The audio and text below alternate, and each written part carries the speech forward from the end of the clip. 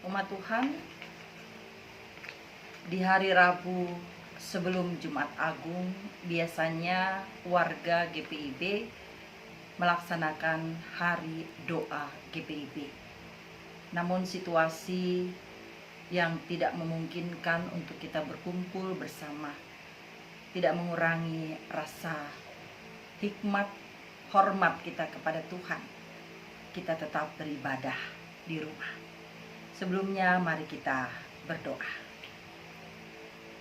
Ya Allah yang Maha Kuasa, Allah yang bertakhta di sorga, Allah yang ada di gereja-gereja, juga Allah yang ada di rumah-rumah kami. Hari ini Tuhan, kami ingin membaca merenungkan firman-Mu. Kuasai kami dengan Roh-Mu yang kudus. Buatlah kami mengerti, memahaminya, dan melakukan firman-Mu Tuhan dalam kehidupan beriman. Amin.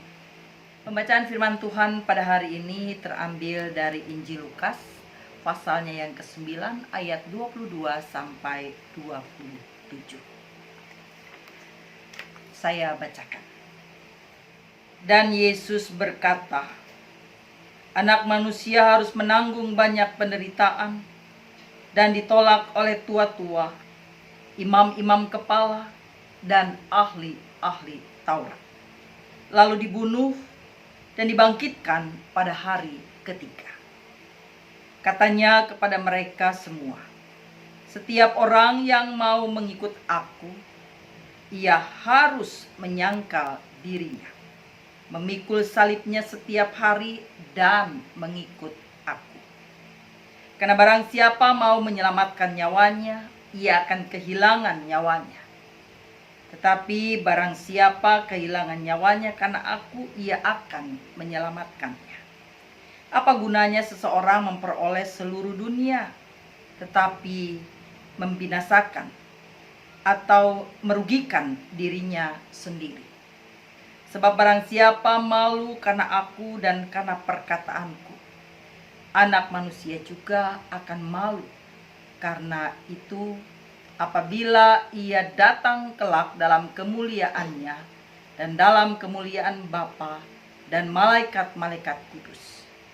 Aku berkata kepadamu, sesungguhnya di antara orang-orang yang hadir di sini ada yang tidak akan mati sebelum mereka melihat kerajaan Allah.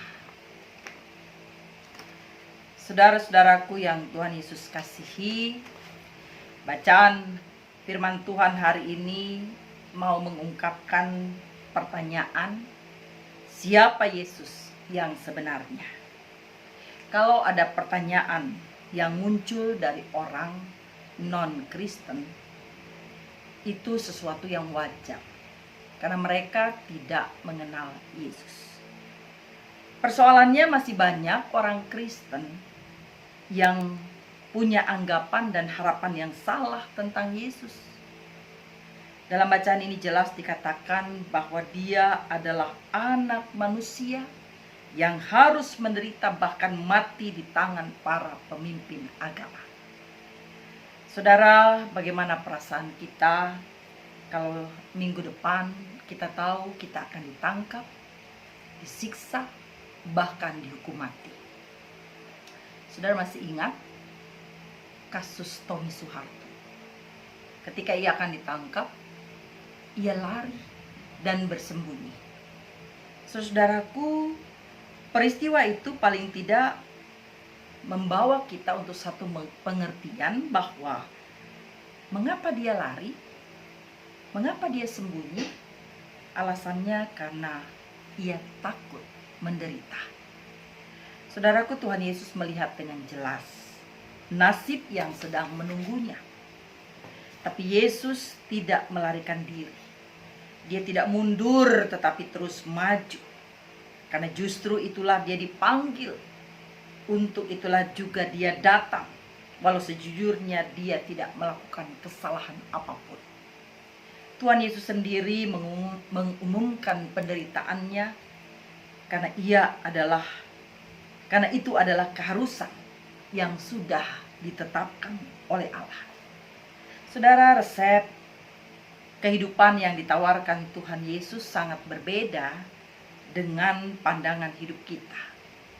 Konsep hidup manusia pada umumnya adalah ingin selalu memperpanjang hidup atau menimbun harta sebanyak-banyaknya atau menikmati hidup. Mungkin itu tidak salah, tetapi Tuhan berkata untuk mendapatkan hidup, kita harus kehilangan hidup untuk Tuhan dan untuk sesama. Jelas bahwa resep kehidupan adalah hidup yang diperoleh dengan memberi dan berkorban.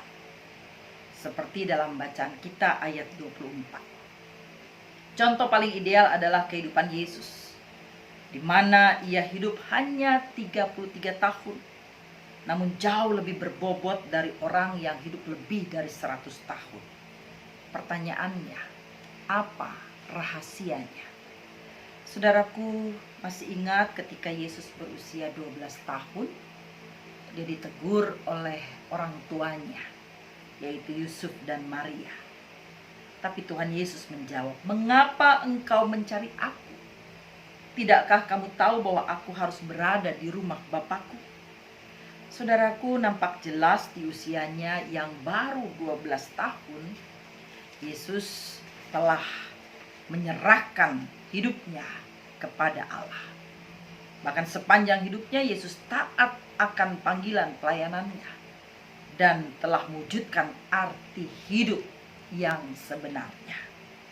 Saudaraku, bila hidup kita harus hanya untuk mencari aman dan kenikmatan saja, maka kita sedang mengejar bayangan.